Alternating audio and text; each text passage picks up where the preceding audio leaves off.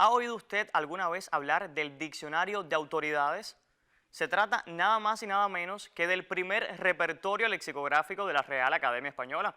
Recordemos, como ya usted sabe, que la RAE se fundó en el año 1713 y su primera tarea fue la redacción de un diccionario de nuestra lengua. No demoró mucho en cumplirla, pues poco tiempo después, en el año 1726, ya había publicado una obra en la que se explicaba, como se precisa en sus páginas, el verdadero sentido de las voces, su naturaleza y calidad, con las frases o modos de hablar, los proverbios o refranes y otras cosas convenientes de la lengua en uso.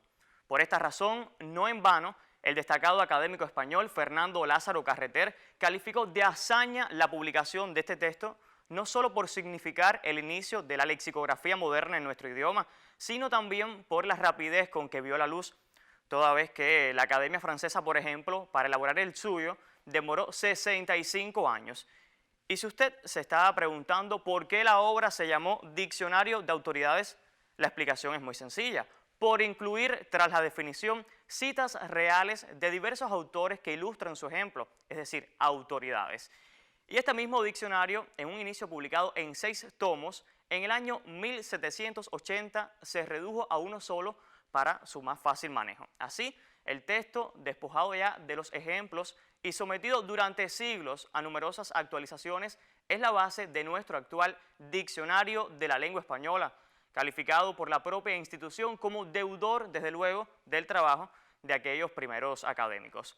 Ya suman 23 las ediciones de lo que se considera la obra lexicográfica de referencia de las academias, y digo de las academias como un guiño a quienes aún lo siguen llamando DRAE o se refieren a él como el diccionario de la RAE. Y recordemos que esta obra es panhispánica y tanto la Real Academia Española como las otras 22 corporaciones de la lengua son coautoras. Por suerte, lo recomendable es usar la sigla DLE y ya no más DRAE para referirse al diccionario de la lengua española. Y toda esta explicación que acabamos de dar nos servirá de pretexto para continuar hablando sobre este tema y aclarar de paso algunas dudas frecuentes relacionadas. Para ello nos basaremos en lo que se explica en el capítulo Cómo aprovechar el diccionario del libro de estilo de la lengua española. La primera, más que una duda, es un mito. Hay quien dice: si la palabra no está en el diccionario, no existe. ¿Pero cómo es posible esto? Recordemos que el diccionario académico no es un repertorio exhaustivo donde figuren todas las palabras que se consideran correctas hoy en español, sino una obra que recoge las voces y expresiones consideradas más relevantes de las que se han usado y se usan en distintos registros, niveles y zonas del español. Esto quiere decir, por un lado, que no todas las palabras posibles y válidas del español aparecen en el diccionario, y por otro, que no todas las palabras que recoge el diccionario son de uso apropiado o recomendado en la lengua actual general. Veamos esto con algunos ejemplos. La palabra sorprendentemente no está recogida en el diccionario. Sorprendentemente es un adverbio correctamente formado y es válido su uso. ¿Esto quiere decir que sería incorrecto usarlo? Desde luego que no.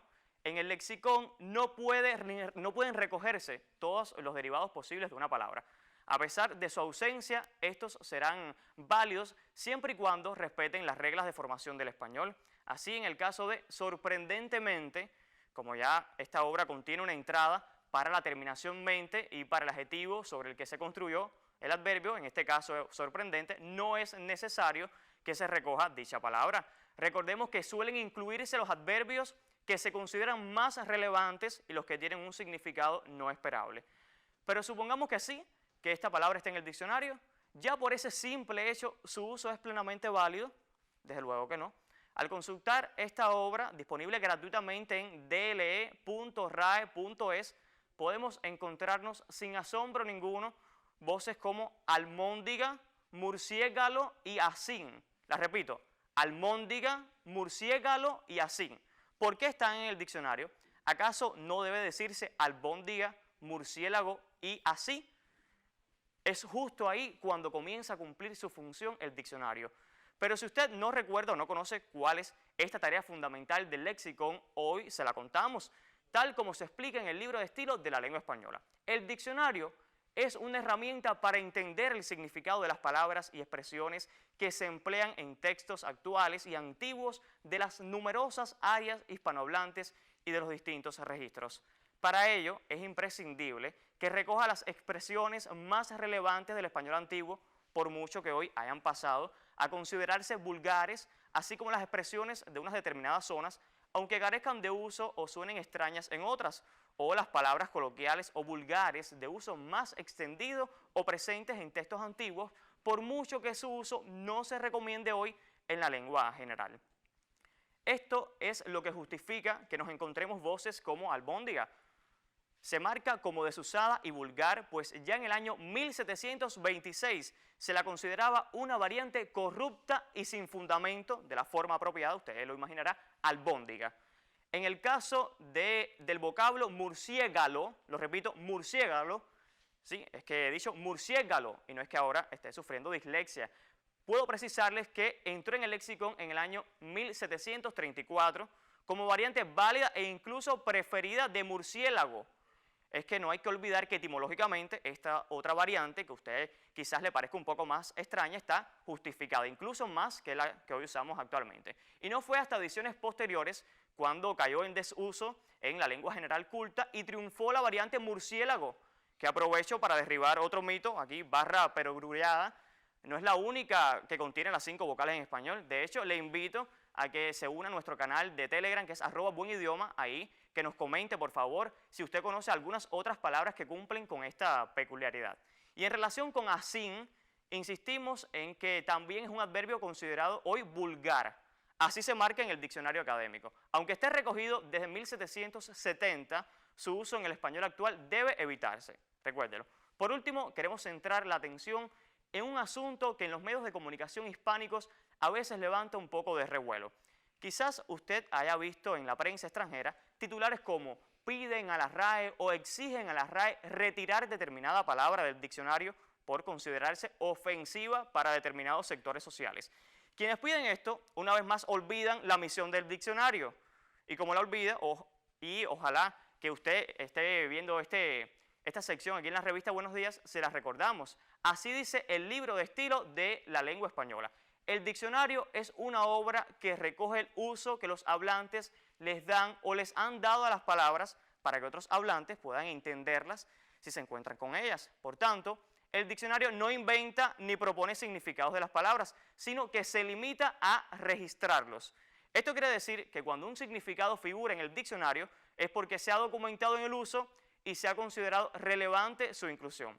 Oportunamente, ante algunos de estos reclamos, es paradójico y otra vez vuelven a reclamar solamente a la RAE, como si fuera la única academia responsable del diccionario, se les han agregado a tales definiciones algunas marcas como puede resultar discriminatorio, despectivo o irónico. Y digo oportunamente porque el diccionario tiene que así reflejarlo, porque quitarlas eso no lo va a hacer. ¿Acaso creen que si quitamos la palabra guerra, por ejemplo, cada vez más lamentablemente frecuente en las noticias, se acabarán las guerras en el mundo? Es obvio que no. Y dice más el libro de estilo: para que el diccionario sea una obra útil, rigurosa y coherente, no se puede prescindir de toda esta información por el mismo motivo que no se puede prescindir de las palabras guerra, como ya apuntábamos, o tristeza, a pesar de que estos significados sean negativos para la mayoría de las personas. Desde Buen Idioma al Día insistimos en que la lengua la hace el pueblo y es del pueblo. Ya lo explicó con claridad el poeta latino Horacio en su Arte Poética. Como el bosque muda de follaje al declinar del año y caen las hojas más viejas, de la misma manera perece la generación antigua de palabras y al modo de los jóvenes florecen y tienen brío las nacidas hace poco, o sea, los neologismos. Rebrotarán muchas palabras que habían caído y caerán las que ahora están de moda, si así lo quiere el uso, en cuyo poder residen el arbitrio, la autoridad y la norma de la lengua.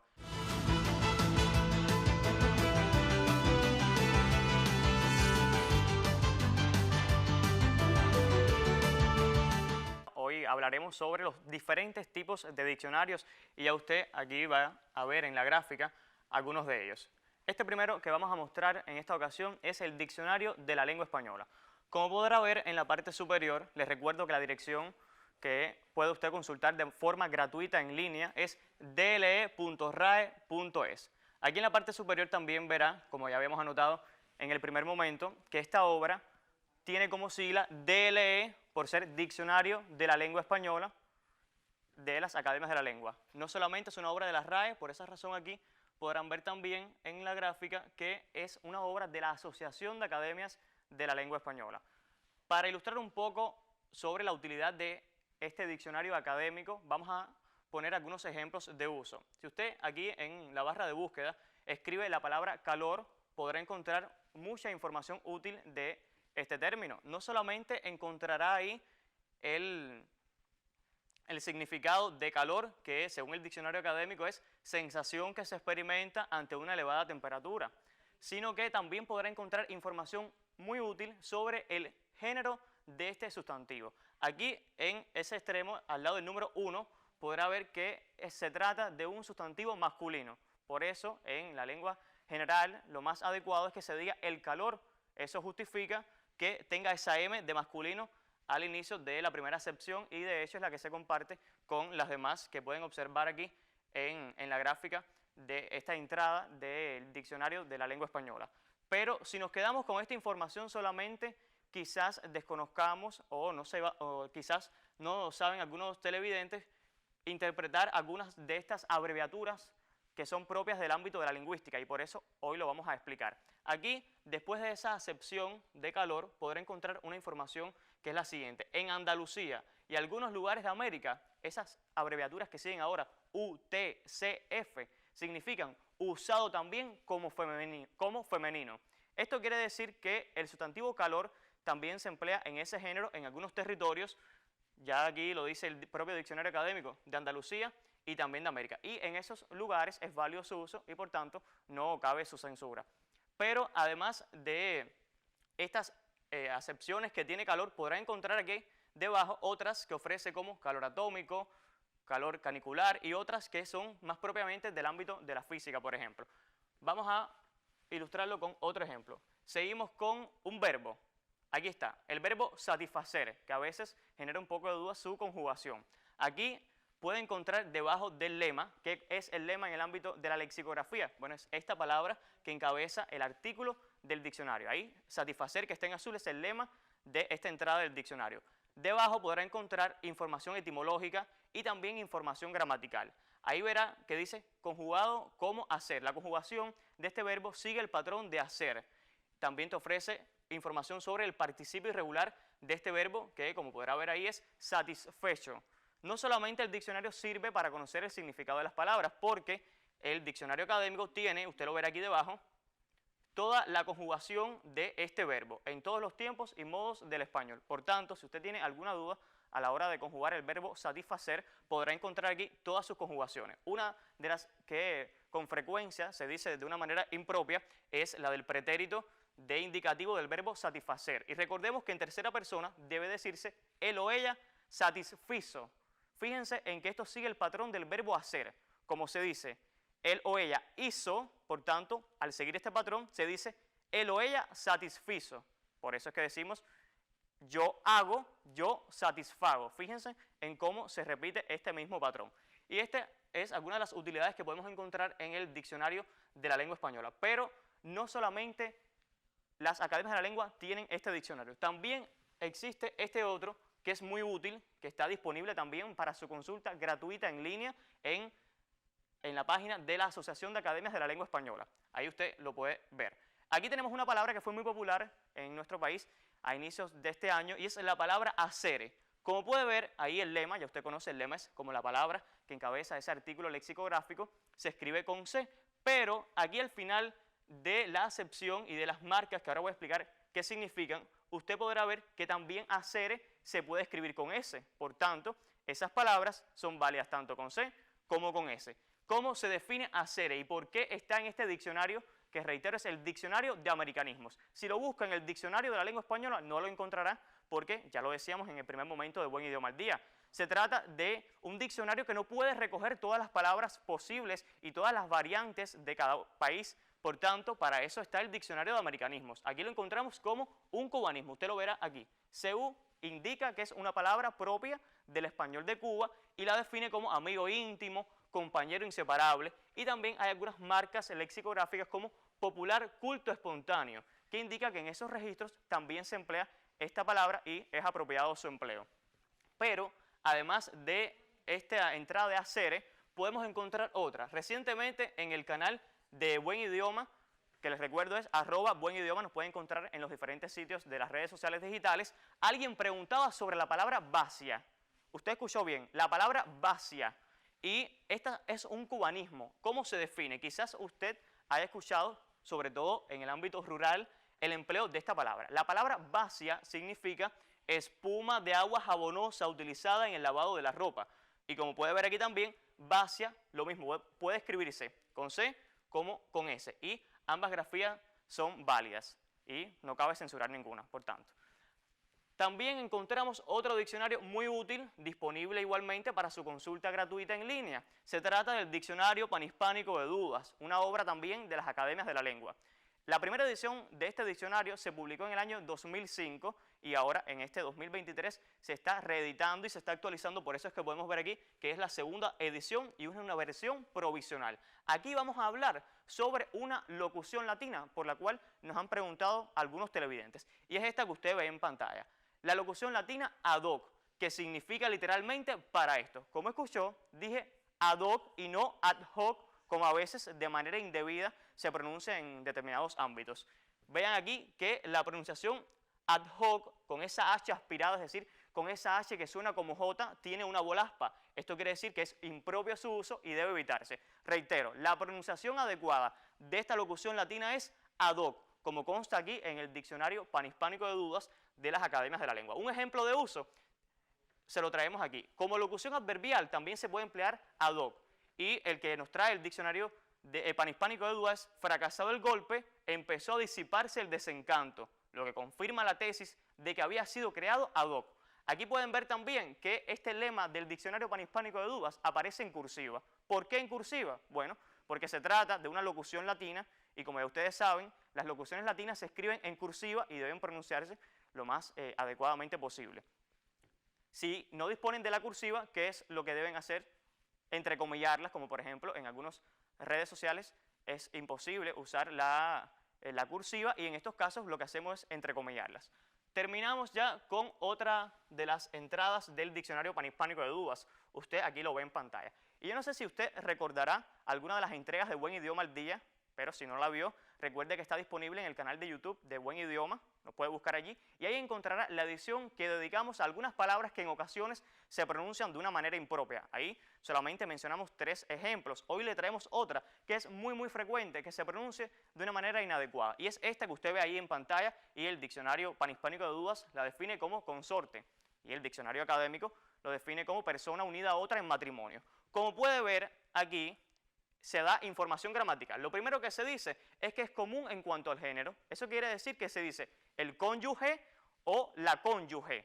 Y como escucharon, esa es la pronunciación adecuada de este término, cónyuge y no cónyuge, como a veces se oye indebidamente en determinados ámbitos. Por esa razón también es impropia y tiene volaspa aquí, como pueden ver, la grafía cónyuge con la sílaba ge.